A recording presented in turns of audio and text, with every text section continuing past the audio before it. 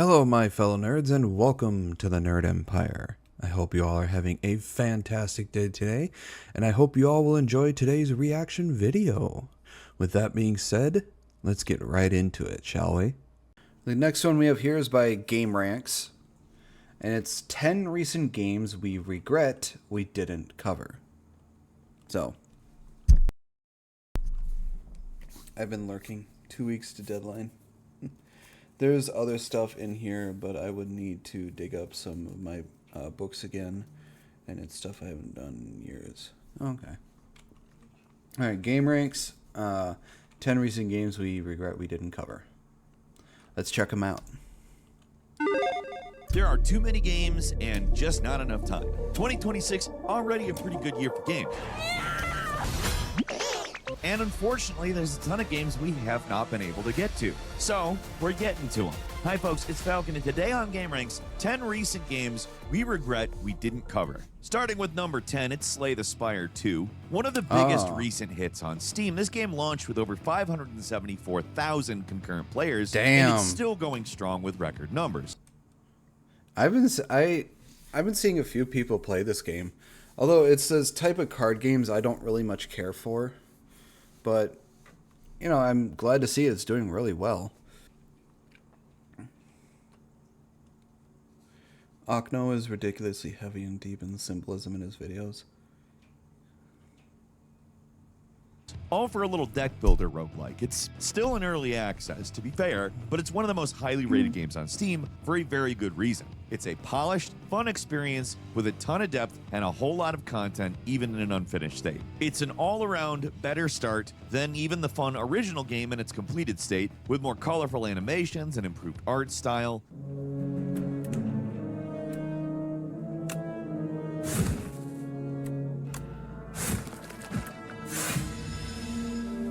The game just has more personality. In Slay the Spire 2, you select your encounters, you play as a hero with a specific starting bonus, then you fight through the layer, you earn better cards while trying to stay alive. You need to synergize, get the best possible cards and relics to survive against the big boss at the end of the route, and then you run through it again. It's a game about learning the mechanics and getting better at playing your hand, and it's a roguelike that doesn't require quick reflexes, just a lot of thinking to synergize your deck. It's a well-made game that will go over great with the Balatro crowd, and it's got infinite gameplay potential. It's also just a perfect little game for the Steam Deck, and it's only going to get better from here.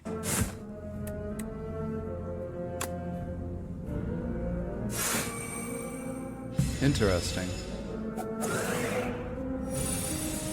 Another thing that is only going to get better from here is, of course, Game Ranks. We have always worked to get better at what we do, and if you want to see all of it, I just bought Schedule 1 and have had a bigger blast with it than I've had in most 3A, 4A games here lately. we'd really appreciate it if you enabled notifications. With the way the YouTube homepage has been going, we get people telling us that they don't see our videos when we put them out, and that's a good way to make sure that you don't miss them. It's doing us a big solid, and we hope it helps you see some stuff you want to see. Thanks a ton for enabling notifications. Let's get back to the video. And number 9 is Chrysal Theater of Idols, which flew under our radar when a bigger horror release, of course, like Resident Evil Requiem, is dropping around the same time. Still, Chrysal caught our attention with its aggressively weird, intricate art style, and playing it through fully surprised us even more. It might look a bit like a cheaper Resident Evil Village, but this creepy game is actually more of a gothic Bioshock. You play as an Inquisitor arriving on an island full of heretics to complete a mission for your sun god. Living statues attack you on sight, and the neon streets are oddly abandoned. To fight monsters, you use special paranormal guns that run on your own blood. Instead of reloading, you siphon blood from your health pool. Ooh, that actually looks interesting. It's a survival horror game, and therefore your life bar here is everything. Healing items don't just keep you alive, they also replenish your ammo. It's a strange game with surprisingly solid gameplay and really good environment. This game actually sounds really interesting. I mean, what was it called again? Chrysal Theater of Idols. I'll have to check that out because looks like a very interesting concept.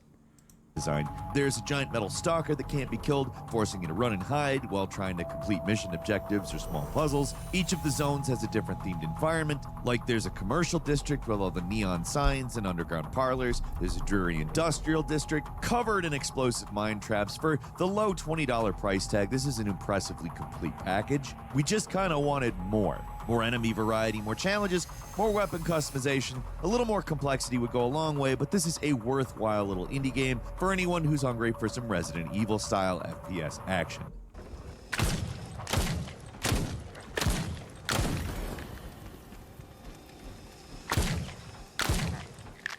And number 8 is Scott Pilgrim EX. We don't want to tell you that, like, the Scott Pilgrim movie or the comics are the most seminal pieces of media in the world. I like them. I would certainly consider myself a fan of them. But the first Scott Pilgrim game is one of the best beat-em-ups available today. And Scott Pilgrim EX is the long-awaited sequel to the original game that essentially started the beat-em-up revival. And this game company, Tribute Games, is, as far as I'm concerned, the company to do these. They are made up of people who worked on the original Scott Pilgrim versus the World beat 'em up game. And they made a game that just came out recently, you might have heard of it, called Marvel Cosmic Invasion. It is perhaps the best X-Men beat 'em up ever. And guess what? Scott Pilgrim EX is better than the first game. The problem is it is buried under so many other video game releases. This game does a more interesting thing with how it arranges itself. It essentially has a hub.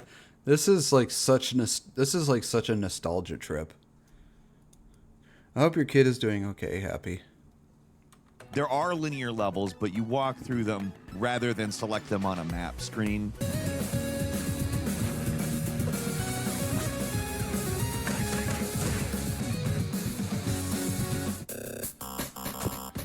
You explore Toronto, you recruit friends and enemies, you beat up bad guys with flashy pixel art moves, just like the previous game. If anything, the big open world is its biggest problem, because you do have to physically walk to each dimensional rift. That's fully a matter of taste, though. I actually really like the way that they set this game up. And like all of these types of games, playing with your friends is the most fun, and there's a generous amount of characters to choose from right at the start. Even if you don't know anything about Scott. This reminds me of like the old Super Nintendo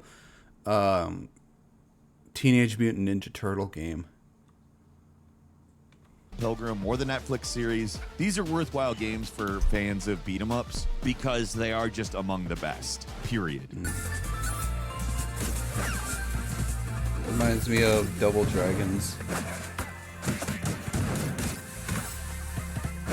And number 7 is Mugenics, a gross-out game from the creator of Binding of Isaac. It's another weird roguelike that we missed out on. Here you go, Happy. Mugenics. On a sort of a grungy indie, and it swaps out the fast-paced action with tactical randomness as you breed squads of genetically engineered cats to fight stray animals on an increasingly difficult series of biomes.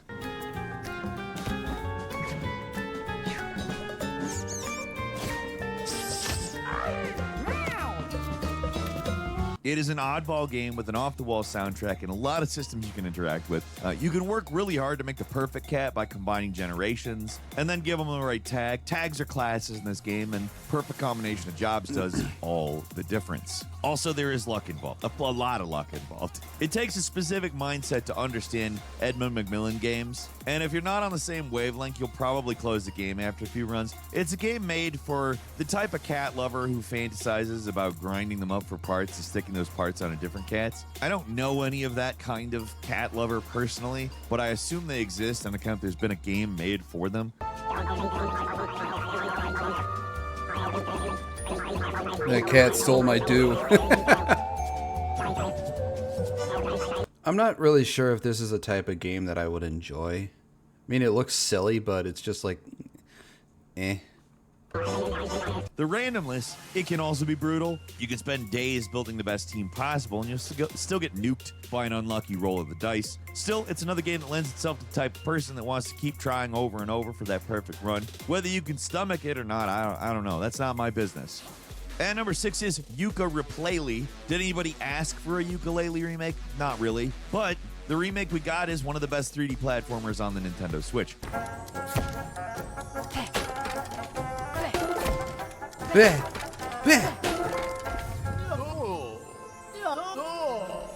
The original ukulele was This just reminds me of Banjo-Kazooie for the N64.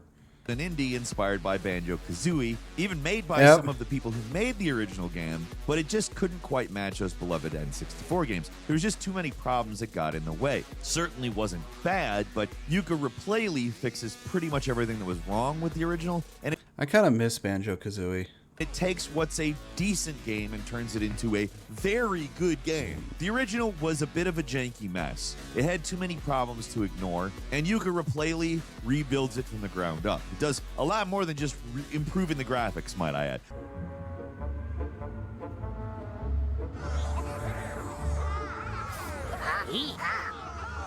Ah, hee-ha! Ooh-ha! The gameplay is a lot tighter. It's a lot more. I was just thinking that. Love Banjo-Kazooie nostalgia. Sadly, the furthest I got was when he had to try and release that giant whale. But I never really got much further, sadly.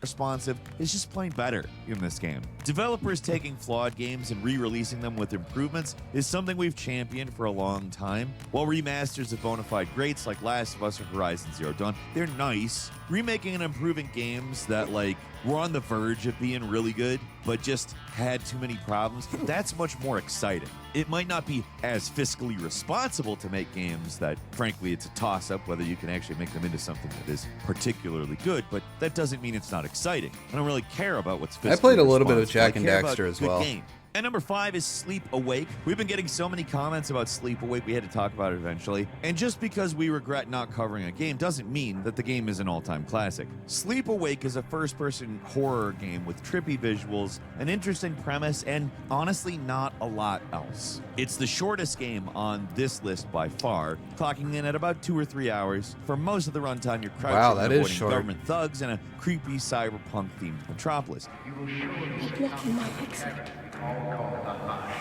With only a void shadow to mark your memory. Maintaining your Whoa, that was close. The goons aren't exactly scary, especially when you compare them to the threatening robots in Routine, a different narrative horror game that we did cover. Sleep Awake does still manage to be creepy, though, with its explosions of bizarre dream imagery. Falling asleep is potentially lethal in this world, so your character constantly reminds herself to stay awake. Stay up. Stay awake. No.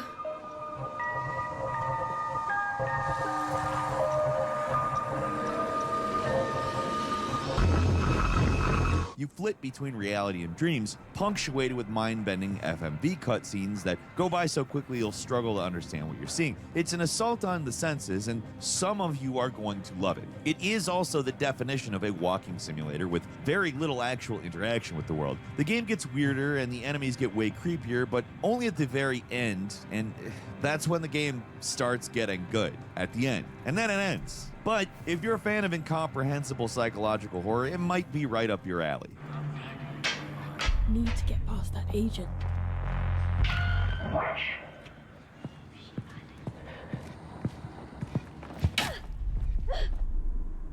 citizens of the crash. Transport Ministry invite No!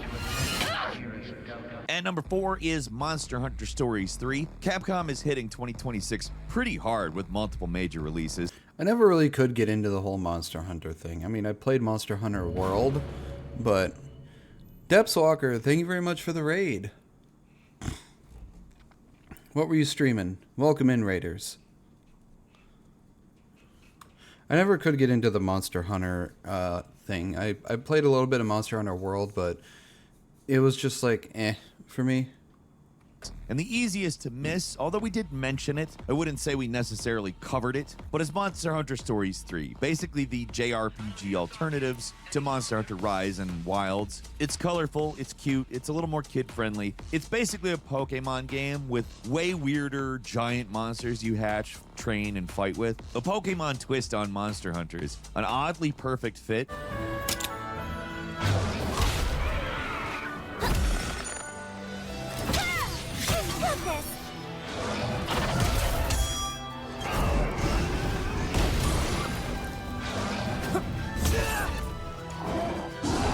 And Stories 3 continues these expansive RPGs on the Switch too. With so many big games out, it's kind of tough to fit another 50-hour RPG into our schedules, but there is something so charming about these lesser Capcom releases. I don't like calling them That's lesser, fine. but like in terms of money behind them and overall push.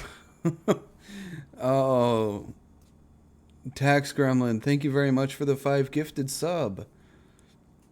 Looks like you gave a sub to Linksy, Timeheart, Brewer, Yaz, and Emerald. Thank you very much for the gifted subs, man. I appreciate that. There's less. Monster Hunter Stories 3 aims to age up the sub-series with a little bit more mature themes, puts your cast of characters in conflict with warring nations and a ruined ecosystem that you'll have to restore with the help of monsters, or monsties as they're called in-game. Exploring huge open-world environments and hunting monsties is the name of the game. The series simplifies combat significantly with a rock-paper-scissors system to the combat, but you'll also have additional monsties and party members to spice up. I actually like the turn-based system when it comes to combat. I think it requires more strategy and everything, but I don't know why, it just appeals to me more. Each encounter. The main gameplay loop is hunting monsties, chasing Oh, it's because Happy already has one, Tax Gremlin. into the lairs and catching eggs to hatch, getting the right monsties and releasing them into the environment. Happy was which is your Happy was gifted one yesterday. main goal, and the story sequences follow as you learn about each region and get involved with loads of quests. It is a fully featured and extremely well-made game. Capcom on a roll lately with its big blockbusters and its smaller releases. Stories 3 is a bit under the radar, but it's the type of competent studio game we just don't see enough of. Keep pushing!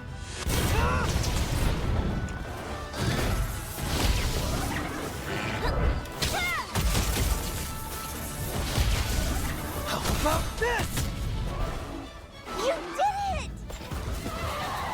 So, listen. And number 3 is Total Chaos, exactly what the name implies, a brain blast of chaotic survival horror nonsense that does not let up for like around 12 hours. This surprise remake was originally a Doom mod before getting ported to Steam as a full game, and it's one of the most creative games we've played in ages.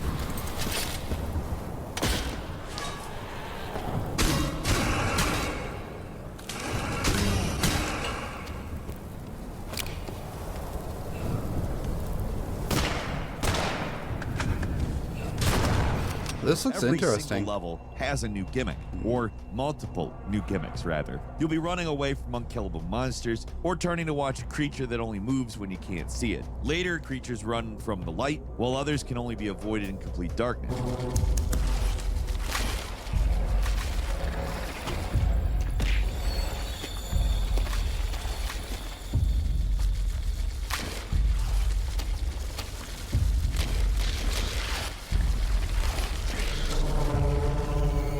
Creepy. And this isn't just another walking simulator horror game. You got a big inventory system inspired by the Stalker series where you're slower the more stuff you carry, which means that you'll be tempted to dump stuff on the ground, but what if you really need those extra shotgun shells? Instead of limiting your inventory, you're limited by your tolerance for slower movement speed, which, might I add, I don't have a lot of. Watch me play one of these games sometime to see that in action. There's new enemies around every corner, new weapons to learn, and recipes to unlock. It's a rough-looking game with a retro game aesthetic, but it's got so much going for it when it comes to gameplay. A lot of people didn't vibe with Total Chaos, but we really enjoyed how creative it is. It's a new weird thing every 5 minutes. Isn't that what horror games are supposed to be about?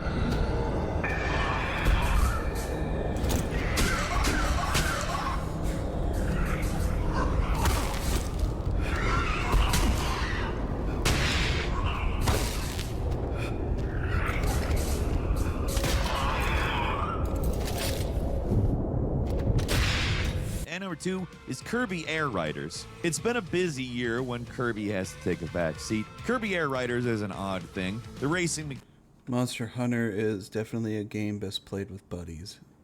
Yeah. mechanics are simplified to the extreme, and the bizarre feeling compared to other games in the genre it's there, but it is a great all-around video game. It's all thanks to the many modes available here. The road trip mode is actually a roguelike, where you'll complete mini challenges and progress through biomes to defeat massive bosses. 3, 2, 1, go!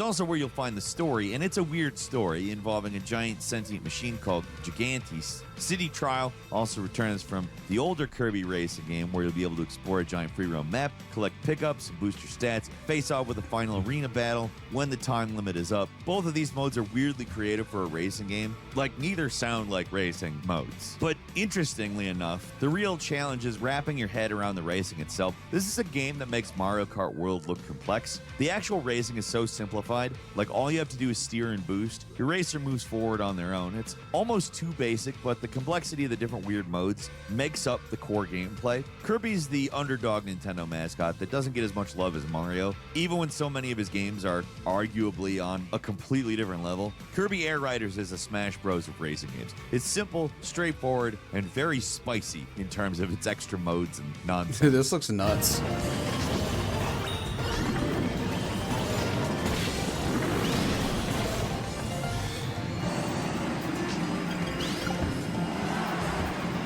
Dude, now that was trippy.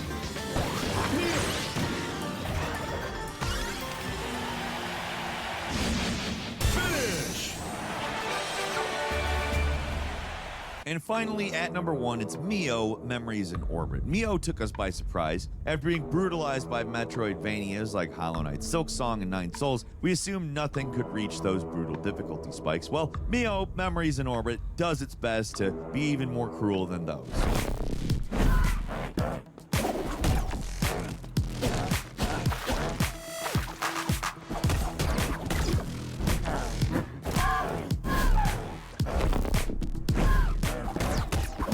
It's a Metroidvania that is going to test your limits or carry you beyond them in the case of one extreme boss that kills in 2 hits flat.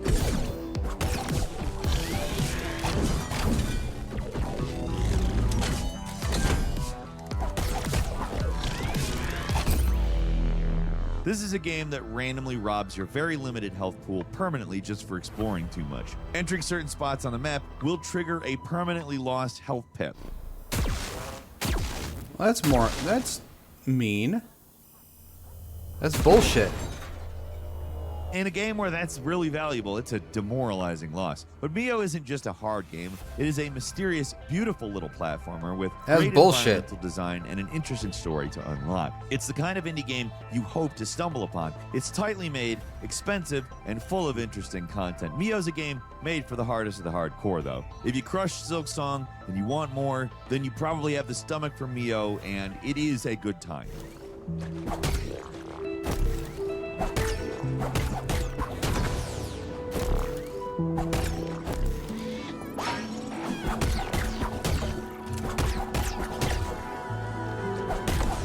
I do also have a quick little bonus game for you. It is a very small, one of those games that explaining it is very hard, but playing it, well, it's also very hard, but it's easy to understand once you do it. Basically, you're hunting monsters, carving up giant carcasses, speed cooking it, and serving the remains to a never-ending line of impatient, color-coded customers. Basically, this game is a mashup of action platforming and shop management, and speed is essentially the goal here. The quicker you can do this, the more meat you can sell before the whole operation collapses or the authorities catch on and shut you down. This game is fun as hell, and it has 5 reviews on Steam. 5. This is a crime. There's a free demo. Go play it. The game itself is $18. That's all I've got for you today. Leave us a comment. Let us know what you think. If you like this video, click like. If you're not subscribed, now's a great time to do so. We upload brand new videos every day of the week. Best way to see them first is, of course, a subscription, so click subscribe. Don't forget to enable notifications, and as always, we thank you very much for watching this video. I'm Falcon. Join the 1% Club. That gives you exclusive access to the Falcon Show every Saturday. That's actually where we first talked about Chop Shop. Thanks a ton. We'll see you next time right here on Game Ranks. Indie games are dominating now because of the trash that AAA companies put out. Yeah, a lot of indies have been really dominating the market lately. Well, that is the end of this video. I hope you all enjoyed it. If you did, please make sure to give a like and subscribe. I post videos 3 to 5 days a week here.